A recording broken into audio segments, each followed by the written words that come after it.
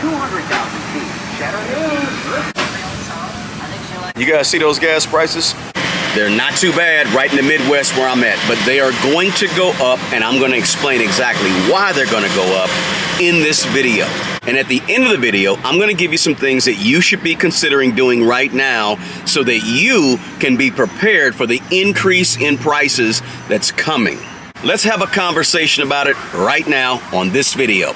So OPEC has just decreased and cut the supply of oil. But what exactly is OPEC? So OPEC is the Organization of Petroleum Exporting Countries. And it's an organization that's made up of 13 countries that produce oil. It was founded in 1960, and its headquarters for the first 5 years was in Baghdad. It was started by 5 oil-producing countries. By 1965, they moved their home quarters to Austria. Now, here's the deal. These 5 oil-producing and oil-exporting countries who started it, they started OPEC as sort of an answer to the large oil-producing companies such as Texaco, Shell, and Standard. These oil companies were large and were sort of in charge. OPEC was started to sort of offset and wrestle some of the power from these larger companies and look out for the best interests of oil-producing countries. So now, what is the overall general objective or mission of OPEC today? OPEC gives support to these oil-producing countries like it always has, but also some other objectives of OPEC is to coordinate and unify petroleum prices amongst the member countries, and also to secure fair and stable prices in the industry, as well as ensure that there's ample and regular supply of oil for all nations that don't have oil, but they import oil, right? So these consuming nations is part of what OPEC's objective is, to take care of the consuming nations, those nations which are all nations that use oil. And finally, a big part of OPEC's overall mission is to make sure there's a fair return on investment for those that are actually investing in oil and investing in the petroleum industry. So that's sort of OPEC's overall mission. Now, here's the interesting thing about OPEC. It's made up of 13 oil-producing and oil-exporting countries, and these countries make up 45% of all the oil production in the world. They also make up 82% of the proven oil reserves in the world. So these countries have a large influence on oil all over the globe, right? And these OPEC countries, they meet once a month. Until a few days ago, they hadn't met in person for about 2 years since the start of the pandemic. But now they finally had a meeting in person. At these monthly meetings, they make decisions to set production quotas, which is basically how much each country in OPEC can produce. And these quotas, that's what affects the supply of oil throughout the world. And of course, the supply of oil throughout the world has a large effect on the price of oil. The lower supply, the higher the price. The higher the supply, the lower the price. So supply and demand economics is all over this whole purpose of their meetings that they have every single month to decide on these quotas that each country can produce. Now, the other interesting thing about OPEC is that in 2016, OPEC created what they call OPEC Plus. Now, OPEC Plus was an additional 10 countries that were non-OPEC countries, but they were countries that also export oil. So these countries now kind of joined OPEC, and you have OPEC and you have OPEC Plus. So with OPEC, you have the original 13 members, but you also have an additional 10 other countries that can be involved in some of the decision-making of OPEC. Now that we understand what OPEC is, where they came from, what they do, what their mission is, let me say this flat out. America is not in OPEC. America is not a part of OPEC. Why America is not a member or a part of OPEC, that's outside the scope of this video, right? We just want to get to the basics here. America, not in it. Now, the other important thing you need to know is that one of the biggest players among the 13 original members of OPEC is Saudi Arabia. Saudi Arabia is a huge player in OPEC. Why are they such a huge player? And the dominant force is because Saudi Arabia holds 11% of the worldwide production of oil. So if you hold 11% of the worldwide production of oil, you are a major player. You're a dominant force. But here's the other kicker. Of the OPEC Plus countries that I mentioned, the most dominant country of the OPEC Plus members is Russia. And Russia also, just like Saudi Arabia, holds 11% of the worldwide production of oil. So now in OPEC, it's OPEC plus OPEC plus. In all of OPEC, you have Saudi Arabia and you have Russia. Together, those two countries alone hold almost a quarter of the worldwide production of oil. That's why this is so significant. When OPEC decides to cut any supply of oil or increase the production of oil, it's very important. It becomes political. Because if Saudi Arabia and Russia work together, there's a lot they can accomplish in terms of the price of oil. And oh, by the way, let me mention a fourth country. We know Russia is a huge player when it comes to oil production. We know Saudi Arabia is a huge player when it comes to oil production. We know that America is a pretty large player. But there's one other country, Venezuela.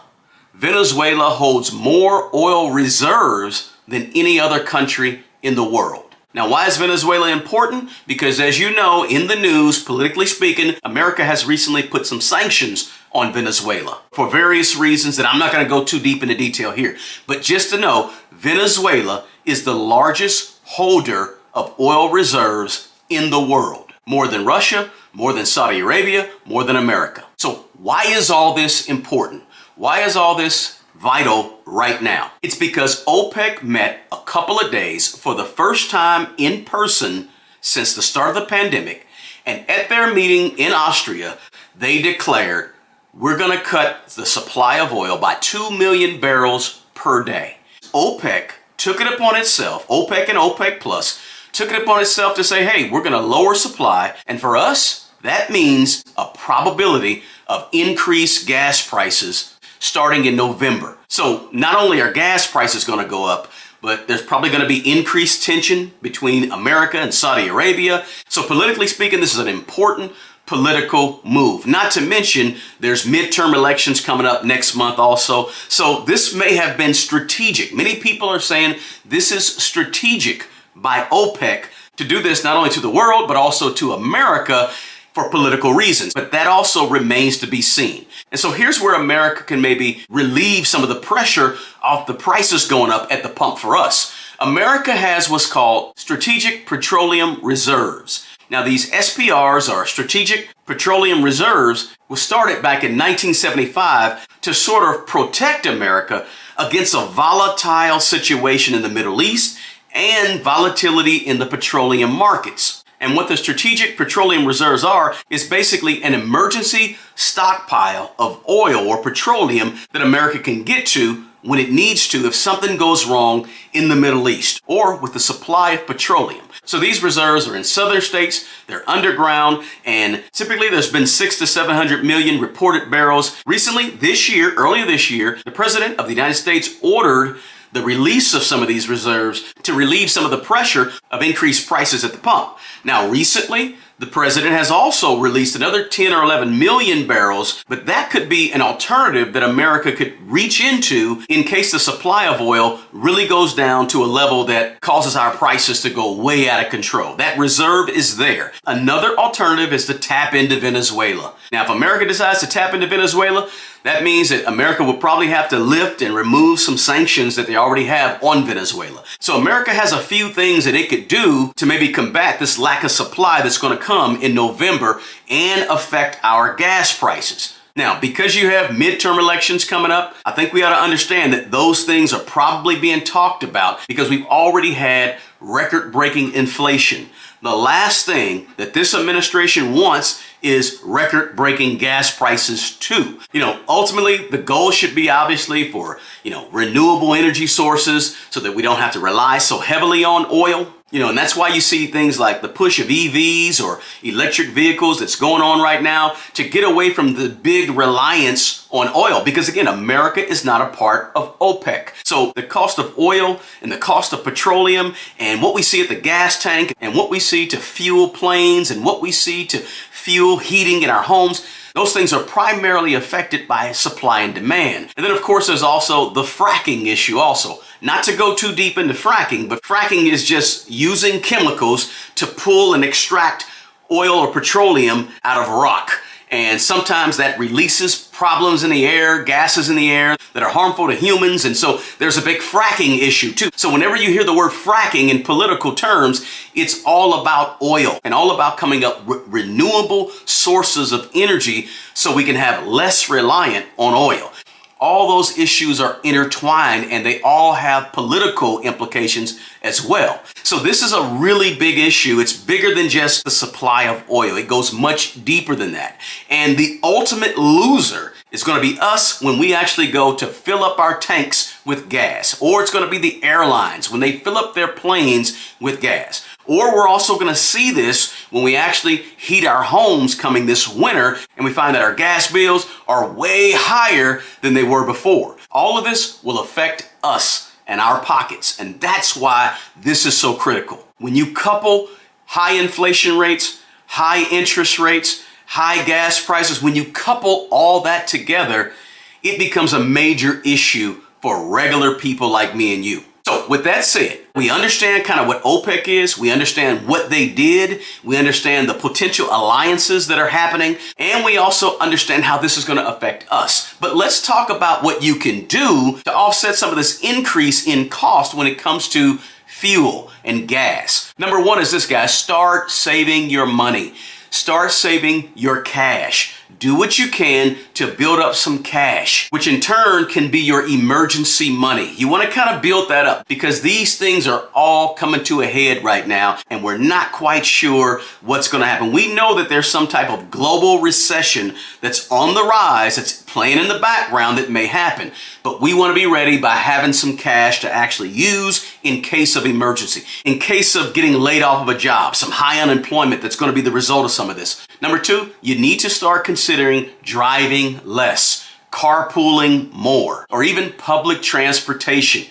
You have to start, I'm not saying you got to get on the bus tomorrow, but what I am saying is you got to start thinking about these things because you got to be prepared. If you don't think you can afford $6 or $7 or $9 or $10 per gallon gas, then you got to figure out some alternative ways that you got to get around. Maybe you got to get to the grocery store. Maybe you got to go pick up kids. Whatever it is, you may not want to be driving when the gas is $9 or $10 a gallon. The third thing you can do, I mentioned them earlier, is electric vehicles. Maybe you need to give up the large SUV that takes $100 to fill it up when gas is $4.50, and maybe you need to turn into an electric vehicle, or maybe even a smaller, more economical, more gas efficient vehicle. Maybe a vehicle that doesn't take $100 to fill up when it's only $4.50 per gallon, but maybe takes $60 to fill up. That's $40 a fill up. You fill up 4 times a month, that's an extra $160 you save. You just never know. A more economical vehicle or an electric vehicle might do you well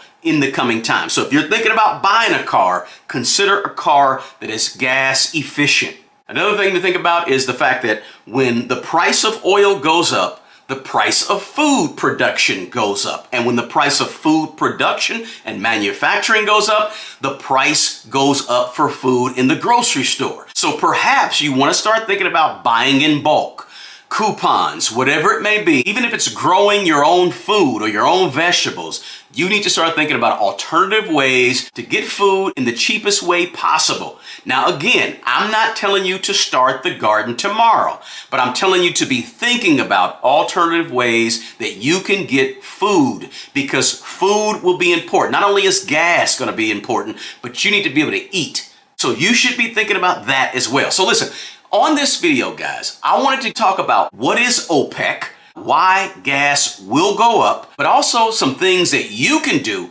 right now to prepare. If you got anything at all out of this, smash the like button, subscribe to the channel, turn on your notifications, and drop me a comment below. Do you see gas going up? Also, for more videos like this, check out the description box below where I'm going to drop a few more links. Hey, listen, you guys take care of yourself, take care of other people, and until the next video, peace.